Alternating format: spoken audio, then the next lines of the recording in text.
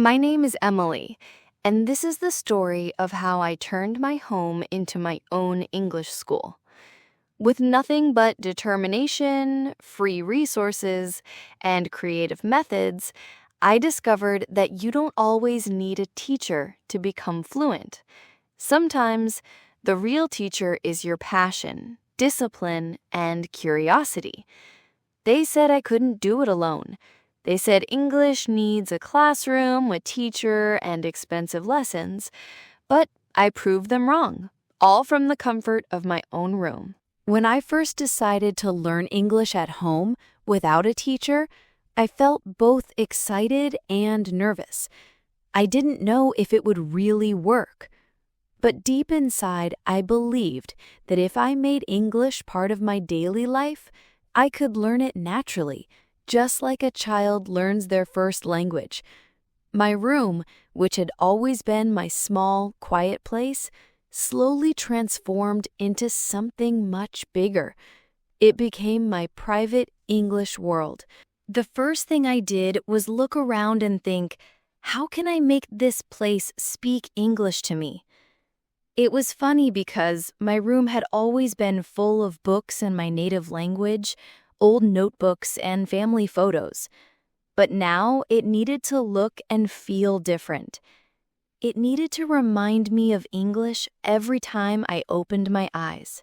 I began by making small changes. On the walls, I put up sticky notes with English words and phrases. At first, they were simple words: window, mirror, lamp, bed. Every object had its name in English. When I woke up, the first thing I saw was the word morning stuck on my wardrobe. When I turned on the lamp, I saw light. Slowly, I added short sentences like open the window, turn off the light, and make your bed. My room started to look like a colorful dictionary, and it felt exciting rather than strange. Every morning, when I opened my eyes, I would read those notes out loud. I would say, "Good morning, Emily. Open the window. Let the light come in." Speaking these simple lines made me feel like English was not just a subject. It was part of my day. At first, I felt shy, even though no one else was in the room, but as days passed, I started to enjoy it. It felt like I was greeting an old friend. Then I decided to take it a step further. I changed my phone's language to English. At first, it confused me. I didn't know what settings or gallery meant, but each time I opened an app, I learned something new. I even made the wallpaper on my phone say, "Keep going, Emily. You can do it." It became my little cheerleader. One day, I thought, if I want my room to teach me English, I also need to think in English while I'm here. So, I made a promise to myself. Whenever I was in my room, I would only think and speak in English. Of course, it wasn't easy. My mind often slipped back into my native language, but I kept reminding myself gently, "No, Emily, try it in English." Slowly, my brain started to accept the rule. My favorite part of my room was my small study table by the window. On that table, I placed a few things to keep me motivated: an English dictionary, a notebook where I wrote new words, and a small mirror. The mirror became very special to me because it helped me practice speaking. Every evening, I would sit in front of it, look at myself, and speak in English. I would introduce myself, describe my day, or just talk about anything. Sometimes I would pretend I was on a talk show or giving a speech. It felt silly, but it worked. Watching my mouth move helped me pronounce words better. I also made playlists of English songs and kept a small speaker in my room. When I was cleaning or just relaxing, I would play those songs. At first, I only enjoyed the melody because I didn't understand all the words. But soon I started to look up the lyrics online. I printed some and stuck them on the wall, too. Singing along helped me remember new words and made learning fun. In one corner of my room, I made a reading spot. I put a few English books there, mostly simple novels and storybooks for beginners. At night, before sleeping, I read a few pages. Sometimes I didn't know many words, but instead of stopping, I underlined them and guessed their meaning from the context. The next morning, I would look up those words and write them in my notebook. After a while, I realized something beautiful. My room had stopped feeling like just four walls. It became my small English-speaking world. Even when I didn't study in the traditional sense, I was surrounded by English all the time. I wasn't just learning words, I was living with them. To make it even more immersive, I printed out photos of places I wanted to visit, like London, New York, and Sydney. Next to each photo, I wrote a sentence in English. One day, I will visit here. Every time I looked at those photos, I felt motivated to keep learning. They were daily reminders of why I had started this journey. My family sometimes found it funny. They would peek into my room, see all the notes and posters, and say, "Are you making your own English school?" I would laugh and say, "Yes, my room is my teacher." And in many ways, it truly was. One day, I discovered English podcasts. I began listening to them in my room while lying on my bed or cleaning.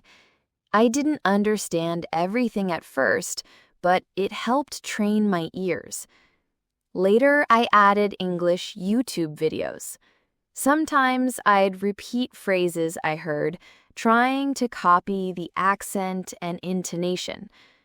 My room became filled with voices from around the world, and it felt alive. Looking back now, the most important part wasn't just the sticky notes or the books, it was the mindset. I treated my room as a safe place to make mistakes. I wasn't afraid to mispronounce words because no one was judging me. That freedom made me more confident. Slowly, the words I practiced in my room started to come naturally when I spoke outside. The change didn't happen overnight. There were days when I felt tired or discouraged. Sometimes I wondered if it would have been faster with a teacher. But every time I stepped into my room and saw my notes, books, and mirror, I remembered why I started. And every small improvement felt like a big victory. After months of living like this, I noticed I could think in English more easily.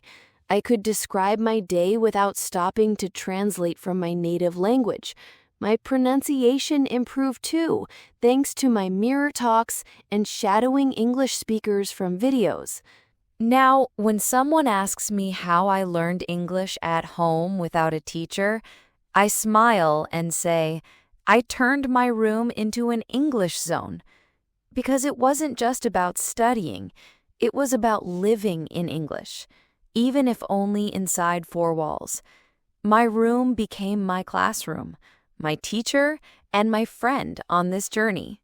And that's how, step by step, I built my own path to learning English without leaving home, without paying for lessons, and without a teacher in the traditional sense.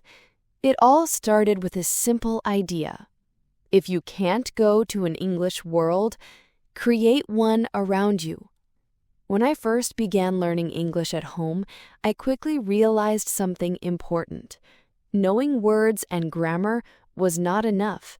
If I wanted to truly speak English, I had to actually speak it, out loud, with my own voice. But how could I do that without a teacher, a partner, or a class? The answer was simple, but at first it felt strange. I started speaking to myself. In the beginning, it wasn't easy. Talking to myself felt silly. I worried, what if someone hears me? What if I sound ridiculous? But I remembered why I started this journey. I wanted to become confident and fluent. And so, little by little, I began to let go of my fear. Every day, after I came home from school or work, I closed the door to my room. It became my safe place. Standing in front of my small mirror, I would look myself in the eyes and start talking, in English. At first, it was hard to find words. My sentences were short and I paused a lot. Sometimes I forgot words and felt frustrated, but even then, I pushed myself to keep going. One of the first things I did was create daily speaking routines. For example, in the morning, I would say simple things out loud. Good morning, Emily. Today is Monday. I have to study and do my chores. Speaking these lines helped me feel comfortable with common words. Slowly, my sentences became longer. Today, I feel excited because I will finish reading my English storybook. It wasn't about being perfect. It was about practicing every day, even for just 5 or 10 minutes. After a few weeks, I decided to make it more fun. I started pretending I was in different situations. For example, I imagined I was in a coffee shop ordering a drink. Hello, could I have a cup of coffee, please? Yes, just milk, no sugar. Thank you. Other times, I acted as if I was introducing myself to a new friend. Hi, my name is Emily. I love reading books and listening to music. What about you? These imaginary conversations made me practice words and phrases I might need in real life. And because I was alone, there was no pressure to be perfect. If I made a mistake, I would stop, smile, and correct myself. No, not he go. It's he goes. Each mistake was a lesson, not a failure. Over time, speaking to myself became my favorite practice. It wasn't just about words anymore. It helped me express my thoughts and feelings in English. If I had a bad day, I would tell my reflection, "Today was difficult. I felt tired and worried, but tomorrow will be better." Talking like this helped me learn emotional vocabulary too. Words like excited, nervous, proud, and hopeful. It made English feel personal and alive. Sometimes I also described what I was doing in real time. For example, while cleaning my room, I would say, "Now I'm folding my clothes. I see my favorite blue shirt. It feels soft. Next, I'll put away my books." At first, I felt awkward, but soon it became natural. My mind started to think in English instead of translating from my native language. That was a big step forward. One day, I discovered another helpful trick: recording my voice. I took my phone, pressed record, and spoke about my day for 2 or 3 minutes. Then, I listened to it. At first, I didn't like the sound of my voice. It felt strange and uncomfortable. But as I kept doing it, I noticed my mistakes more easily. I could hear if I was pronouncing words clearly or speaking too fast. Recording myself became like having a teacher who pointed out my weak points, except that teacher was me. As my confidence grew, I challenged myself to speak longer. Instead of 2 minutes, I tried 5, then 10. Sometimes I would pick a random topic. Let's talk about my favorite movie. Then I'd share why I liked it, what the story was, and what the characters meant to me. Speaking about something I enjoyed made it easier to keep talking. I also practiced storytelling. Every night before going to bed, I'd tell myself what happened that day, but all in English. This morning, I woke up early because I wanted to read. Then I helped my mother cook lunch. In the afternoon, I studied English vocabulary. Now I feel proud of myself. It became my nightly ritual, like writing a diary with my voice. It helped me remember new words and improve my fluency. Of course, there were days when I didn't feel like speaking. Maybe I was tired or felt stuck. On those days, I reminded myself, it's okay to rest, but don't give up. Even just talking for 1 minute was better than nothing. The important thing was to keep the habit alive. After a few months, something wonderful happened. I noticed that when I spoke, I no longer had to stop and think about each word. Words came more quickly, and my sentences sounded smoother. I even started to use expressions and idioms I had heard from English movies and podcasts. It felt like my brain was finally connecting everything I had learned.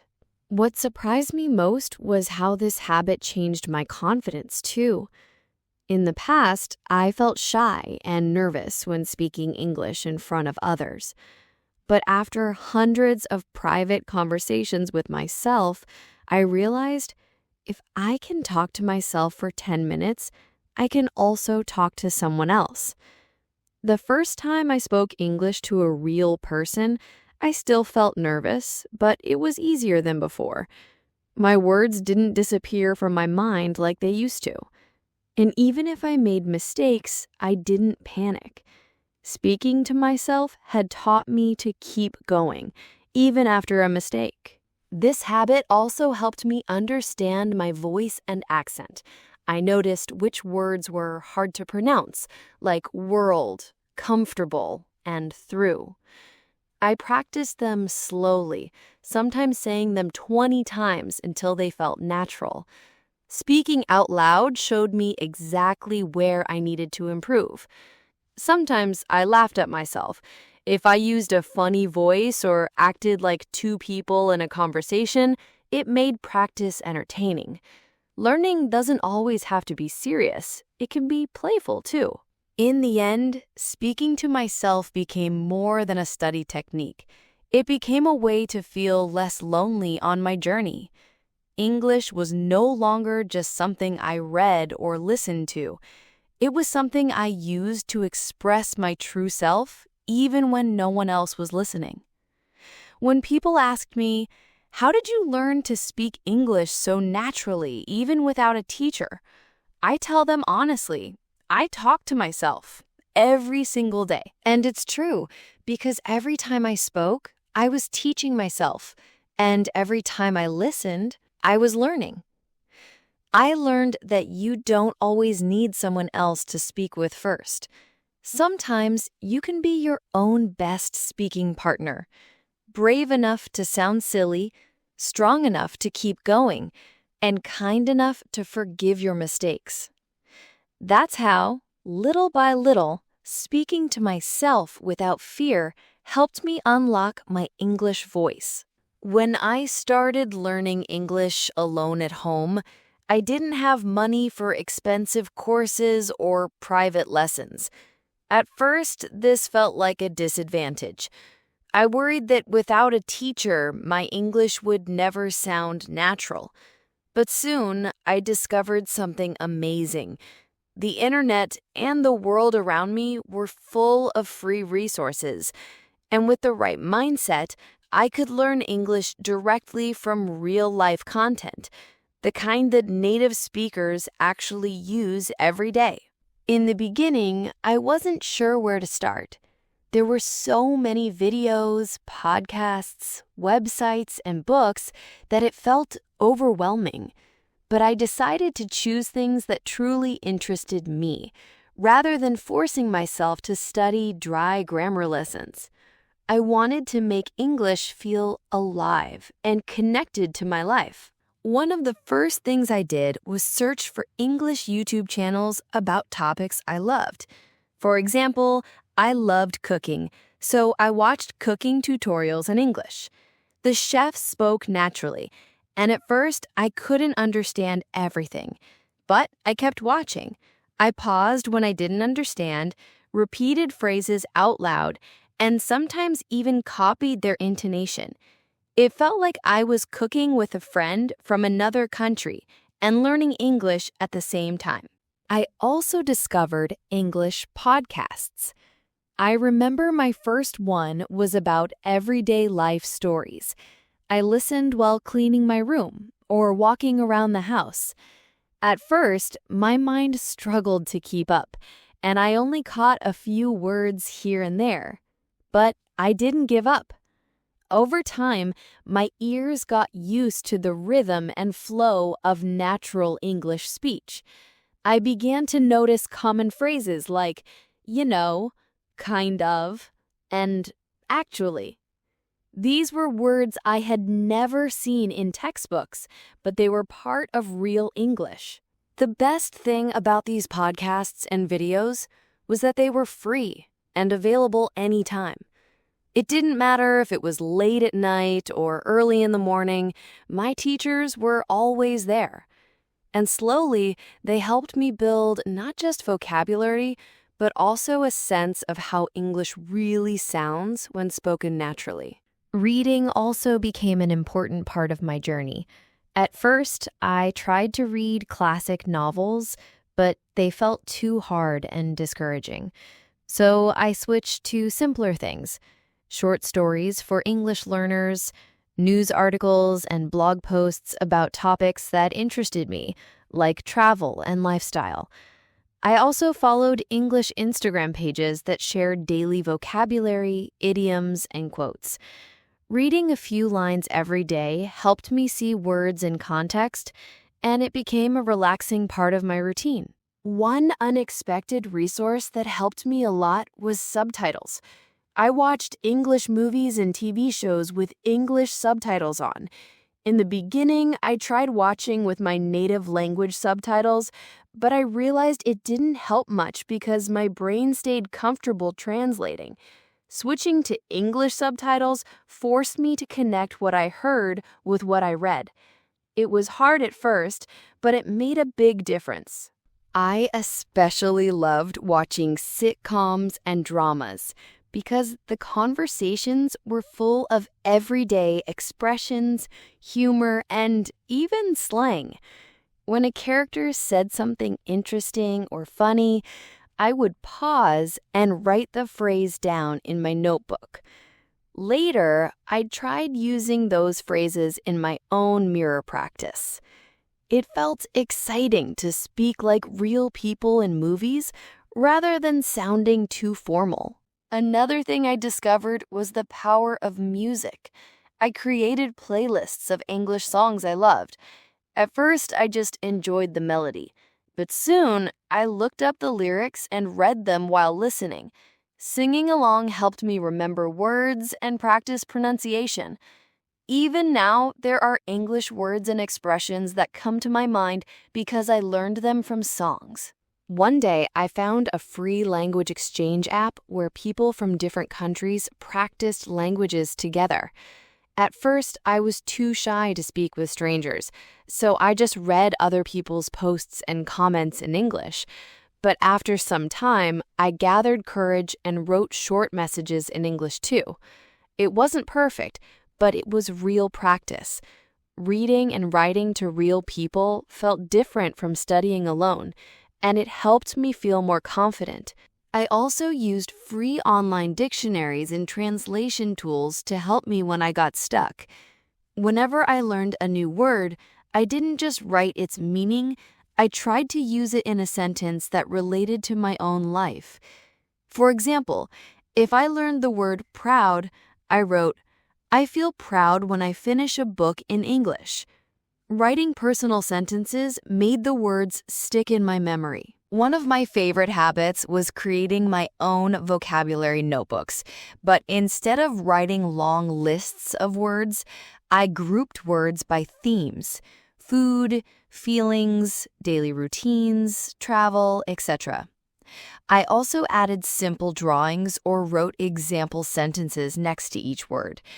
It took extra time, but it made studying feel creative and fun. What really changed my learning journey was realizing that real-life English content is not about perfection. Native speakers use contractions, informal phrases, and sometimes even break grammar rules in conversation. Accepting that helped me relax and focus on communication rather than perfection. As months passed, I noticed something beautiful. When I listened to podcasts or watched videos, I could understand more and more without stopping to translate. When I read an article, I only needed to check the dictionary a few times. And when I spoke to myself or wrote my thoughts, words came to me faster. All of this progress happened without a paid teacher or classroom. My teachers were movie actors, podcast hosts, singers, bloggers, and even strangers on the internet. The only thing I needed was curiosity, discipline, and the courage to keep trying. Looking back, I realized that the best thing about free resources and real-life content is not just that they cost nothing. It's that they teach you living English, the kind people actually use every day. They help you learn the sounds, rhythm, humor, and soul of the language. And most importantly, they make learning fun, so it doesn't feel like homework. So, yes, I learned English at home, without a teacher, but I was never truly alone. The world was my classroom, and everything I could listen to, watch, or read in English became part of my lesson. And in the process, English stopped being just a language I studied. It became part of my daily life, a door to stories, songs, conversations, and dreams. That's how I built my English, step by step, using what was already around me. And it turned out to be more powerful than I ever imagined.